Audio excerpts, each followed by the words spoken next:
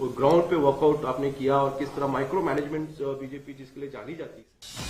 तर अशा पद्धतीनं चंद्रकांत पाटील सुद्धा म्हणतायत की आमचाच भगवा फडकेल। मात्र मुंबईची ही आकडेवारी सध्या समोर येते। मुंबईमध्ये 98 जागांचे सुरुवातीचे कल समोर आले।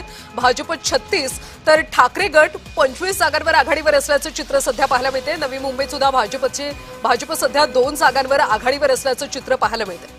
नाशिकमध्ये सुधाकर बडगुजर आघाडीवर आहेत। नाशिकची महापालिका सुद्धा यंदा अतिशय महत्त्वाची आहे। कुंभमेळ्यामुळे या महापालिकेचं महत्त्व वाढलेलं आहे। तिकडे नांदेडमध्ये सुद्धा भाजप सध्या आघाडीवर असल्याचं चित्र पाहायला मिळते। म्हणजे बहुतांश महापालिकांवर सध्या भाजपच आघाडीवर असल्याचं चित्र आहे। पुण्यात सुद्धा 32 जागांवर सध्या भाजप आघाडीवर आहे। मुंबईमध्ये 98 जागांचे कल सध्या समोर आलेले आहेत आणि यामध्ये भाजप 36, शिवसेना 15 जागांवर सध्या आघाडीवर आहे। काँग्रेस सुद्धा 10 जागांवर आघाडीवर असल्याचं चित्र पाहायला मिळते। त्यामुळे मुंबईकरांचा कौल आता नेमका कुणाला असेल हे पाहणं अतिशय महत्त्वाचं आहे। पुन्हा जाऊयात वरिष्ठ सहकारी प्रसाद काथेसर यांच्याकडे। बिलकुल 100 जागांचे कल आलेले आहेत। 227 पैकी 100 जागांचे मुंबईतले कल आलेले आहेत। मी परत ही चर्चा मुंबईकडे याच्यासाठी आणतोय कारण सगळ्या देशाचं लक्ष या मुंबईतल्याच चर्चेकडे असणार आहे। 100 जागांचे कल आणि त्यातले बदललेले आकडे आपल्याला लक्षात येत आहेत। भारतीय जनता पार्टी 36, शिवसेना 15, राष्ट्रवादी 1, ठाकरे गटाच्याकडे 27 जागांच्या बाबतीतला कल येतो आहे।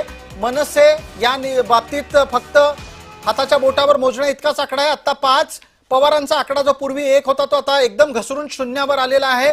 काँग्रेसची स्थिती बरी दिसतीये। हनुमंतराव पवार, काँग्रेस इतक्या चमत्कार पद्धतीने कसं काय मुंबईत काम करताना दिसतं? चमत्कारिक असं त्याला म्हणू नका, कारण मुंबईमध्ये नागरिकांच्या प्रश्नावर खासदार वर्षाताई गायकवाड असतील, झोपडपट्टीधारकांचे प्रश्न असतील, बेस्ट प्रवासी त्यांचे प्रश्न असतील, महानगरपालिकांच्या जागा उद्योगपतींना देण्याचा मुद्दा असेल, ह्या सगळ्या गोष्टींवर काँग्रेस पक्ष हा मुंबईकरांसोबत आहे, नागरिकांसोबत आहे। कुठलेही भावनिक मुद्दे न घेता, कुठल्याही धार्मिक अजेंड्यावर काम न करता मुंबई महानगरपालिका क्षेत्रामध्ये असलेल्या नागरिकांच्या प्रश्नावर काँग्रेसचे लोकप्रतिनिधी लढतायत। सगळे जाती धर्माला सोबत घेऊन जायची आमची भूमिका आहे। त्याला ते येतानाचं यश दिसतं। आम्हाला 40-45 जागांपर्यंत मुंबईमध्ये किमान आम्हाला अपेक्षा आहे। ठीक आहे, पटकन प्रदीप पेशकार, काँग्रेसच्या या परफॉर्मन्सवर, आत्ताच्या परफॉर्मन्सवर काही प्रतिक्रिया द्याल 20 सेकंदात?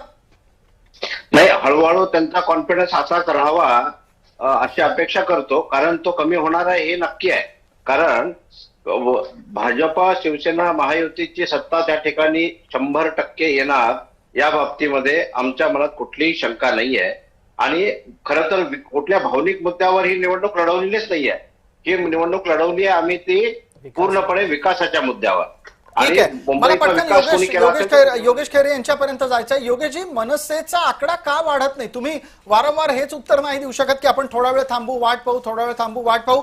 दरम्यान कलांमध्ये भारतीय जनता पार्टीचं अर्धशतक झाल्याची बातमी येते आहे। आपल्यासोबत कल्याणी आहेत, त्या कल्याणी या संदर्भातलं तपशील थोड्या वेळात देतील। महापालिकांचे आता कल समोर येत आहेत आणि मुंबईमधून 102 जागांचे सुरुवातीचे कल समोर आलेले आहेत आणि यामध्ये